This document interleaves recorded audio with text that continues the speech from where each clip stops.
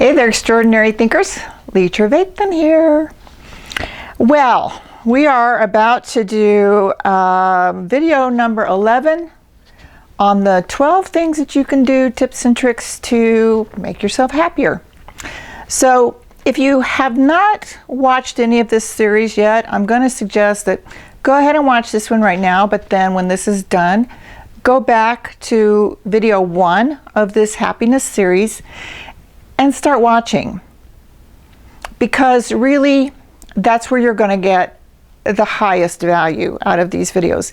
And if these videos do give you value, would you do me a quick favor and just hit that subscribe button down there and hit the little bell, the little icon bell, and that way you'll get notified every time I put up a new video. We typically do videos go up on Sunday, and then I have sometimes through the week, if my schedule allows, I put up some other ones that are a little bit shorter ones. So we are going to talk about being your authentic self. The biggest question is always, why is it important to be your authentic self? So I'm going to use my little notes here, my little cheat sheet, just to make sure I don't forget anything. Why it's so critical that you do that is that really, you're not really you. Let's be honest, you're not really you if you're not your authentic self. So what are you? You might be a representation of all the things that you thought you were supposed to be, or should be, or ought to be. The stuff that people told you, well, you should, you know, this and that and whatever. Trust me, I know about this. I was raised in a family where there were so many shoulds. It's like today I just go quit shooting all over me. That's good, right? So that's one of the main things, because you're not really you. If you're not your authentic self, you're not really you. The other thing is you don't have a vision of yourself if you're not being authentic.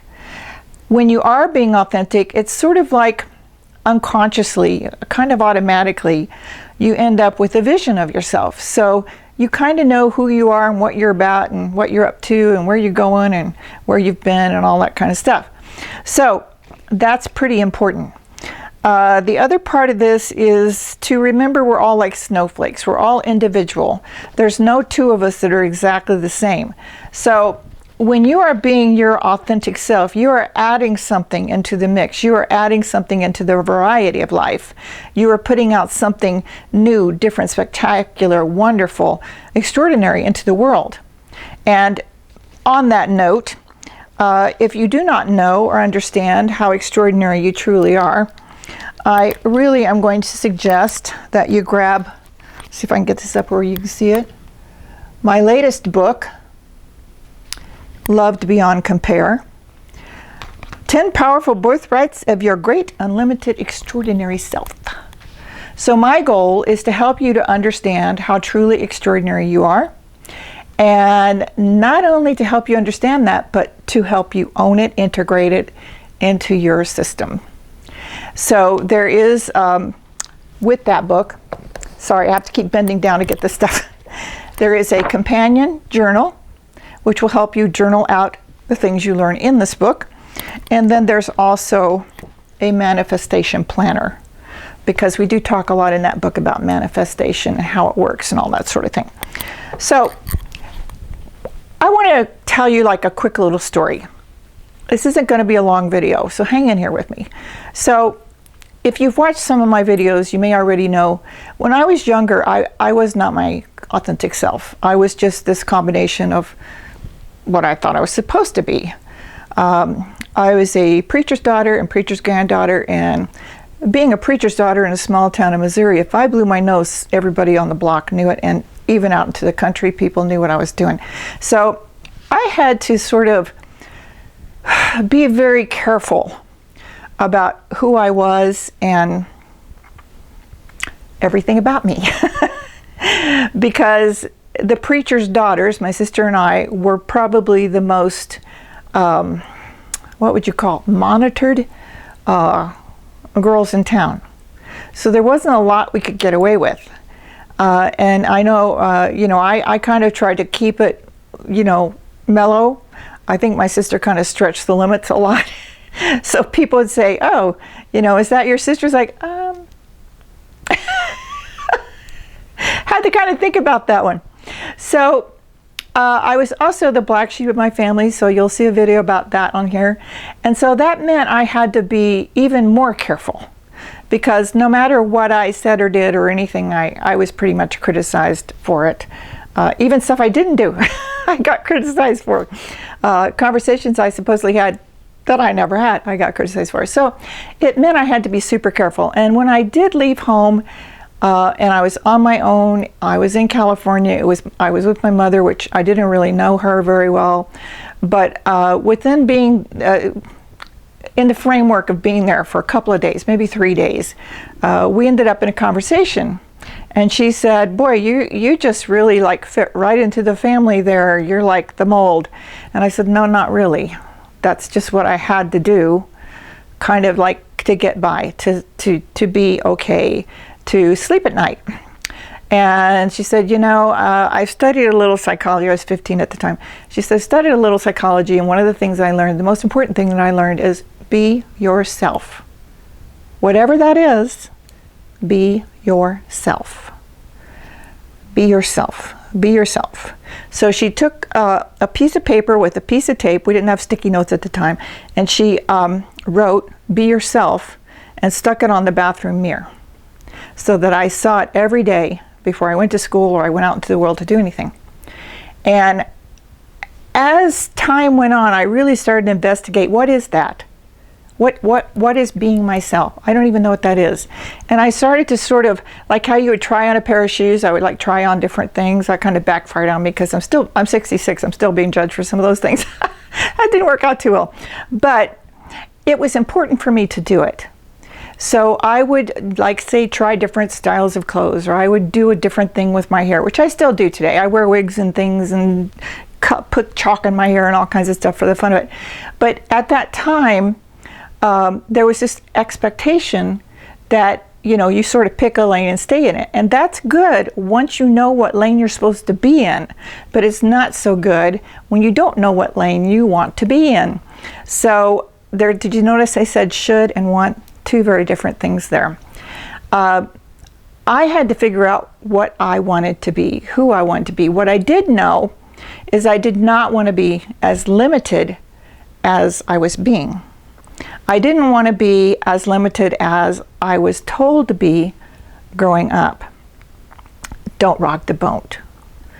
Don't stretch the envelope.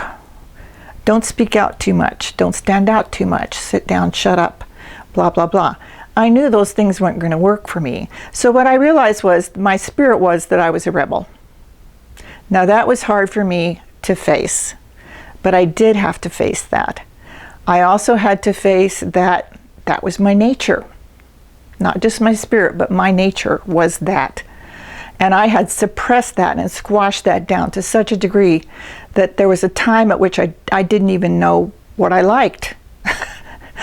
You know, if somebody said, what kind of music do you like? I couldn't have told you, because I thought I had to like a certain kind of music or something. So when I was finally free of sort of the shackles of having to fit the mold and conform and all that, I did put a piece of paper on my wall in my bedroom that said, do not conform. So here I am, a senior citizen. I still don't conform. So you might notice I have the long hair, and all of my friends tell me I should have short hair because that's what senior citizen women do, which I'm not going to do. So there you go. Do not conform, right?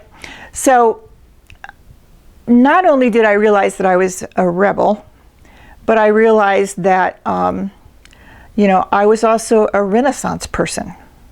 And what does that mean? It means that I was being told, like, pick something you like to do, stick with it, and don't vary from it. The reality was that wasn't going to work for me either. I loved art. I still do art. That's still one of my wonderful things I do. I loved fabric. I started sewing, and I started experimenting with fabrics. I would tear it, burn it, color on it, paint on it, do all kinds of stuff that was unheard of at the time. I realized that I liked fiber arts. I grew up around the quilt frame. I did not like traditional quilting. I was supposed to, but I did not. So I had to find a way to make quilts and things like that, fiber arts, that fit my mold. What I ended up doing was I was probably the first art quilt maker that maybe ever existed, at least on any plane that I knew. Now, of course, there's lots of art quilters, and they make beautiful pieces of art from all kinds of ideas that they get from nature and just anywhere. Well, I started doing that in my teens. So I would go and show my art to somebody and they'd look at me like I had 10 heads because nobody understood it. Today everyone understands that, so I was just a little ahead of my time on that. The other thing was I liked gardening, I liked hiking, I liked biking, I liked playing in the woods, I liked watching sunsets, I liked fashion, and I loved psychology, loved it. So I had to find my way. That's what made me authentic, was that I realized I was a rebellious Renaissance woman. So when it came to making a living and things like that, I realized I could not just do one thing. I could pick one thing that I love to do as far as what's my most important thing as far as making a living. Well, I didn't just want a job where I just earned money. I wanted to help people. So I went into nursing. That was too limited for me. For me personally, I was too rebellious. I needed more expansion. So then I became a psychologist. And I'm still a certified psychologist today, although I just do more coaching today than I do other things. But I also still incorporate my love of all these other things I mentioned: gardening, fabric arts, I paint, I draw, I do collage, I make jewelry, I do all kinds of things, because I needed that expansion. That was what made me authentically me. So I wanted to end this, sort of put out a little bit, not a warning particularly, but something to be mindful of, especially if you're somebody who does, like me, like make videos or anything like that. If you write a blog, which I love to write, I have a blog, which you'll see down below. You can find out about that. There's a thing going around today, and I understand it. And what it is that if you're going to blog or you're going to do YouTube videos, or particularly any kind of thing that's public, you want to find out what's trending, and you want to ride that trend. So you want to make sure you check for SEO keywords that you can sort of follow up on and sort of ride that wave. I am watching people doing this. Now, I have a few friends that are doing this, and they're making millions of dollars, and I get that. I get that that's important to them, and I get that. It's important to a lot of people. It doesn't happen to be that important to me.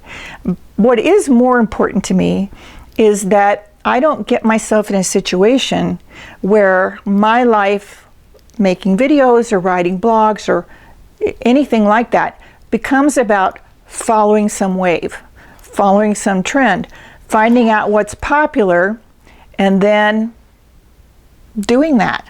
So what I'm supposed to be doing on my YouTube channel is exactly what I talked about. I'm supposed to be like finding out what's popular, do my SEO research, finding out what's popular, and then I follow that. Now, for me, I can't be authentic and do that. I have to talk about things that I believe are truly important, whether they're timely or not. And there's two schools of thought on this. I have friends who have, for instance, like written books about things that were not popular at the time, but because they wrote about it and people started to be interested in that, then it became popular. And then the same thing happened. Then all kinds of people started writing books on the same, following the wave. So what I have to do here, for those of you who follow this channel, is when I come on here to talk to you, I honestly do have to talk to you about things that truly do matter, I believe, in the world. So you're probably not going to see me following the rules as far as find out what's trending and make a video about it. Find out what's popular and make a video about it. Find out what's the most popular niche and get in that niche. It's just not going to happen for me. So a lot of people would say, well, you're doing it wrong. And I've had people tell me, yeah, you're doing your YouTube channel wrong. And I did pay for a coach, and I did pay for programs, and I did all that, and I still can't follow that rule. So that's just me. So my last little bit to you today is just be authentic. Now, as I say, be authentic, that does not give you license to be a horrible human being, because that's authentically you. It doesn't give you license to be terrible to other people. It doesn't give you license to just sort of go the whole gamut and become, I mean, like if you're narcissistic, you need to work on that kind of thing. But you can be, within a certain framework, your true self. Just make sure it's not going to hurt other people, and you're not going to hurt yourself with that. So that has to be said, and usually that is not said, but authenticity and mindfulness go together. So in being authentic, be yourself. I truly encourage you to do that. Also be mindful, honor and respect yourself, but honor and respect other people to the best of your ability. So if you have not subscribed to the channel, please go down and hit the little subscribe icon and the little bell. And please like, comment, and share these videos. If you do like the video and you do believe it gave you value, please put a note down in the comments, I got value from this video. Thank you, or something to that effect. Just let me know that what I'm doing here helps you and moves you forward in life. And as you know, this channel is all about extraordinary thinking. So when I say to you, be your authentic self, I'm saying to you, be your extraordinary, authentic self. So I'm going to put up some videos here that will kind of lead you along the way in your path. And I hope you check these out.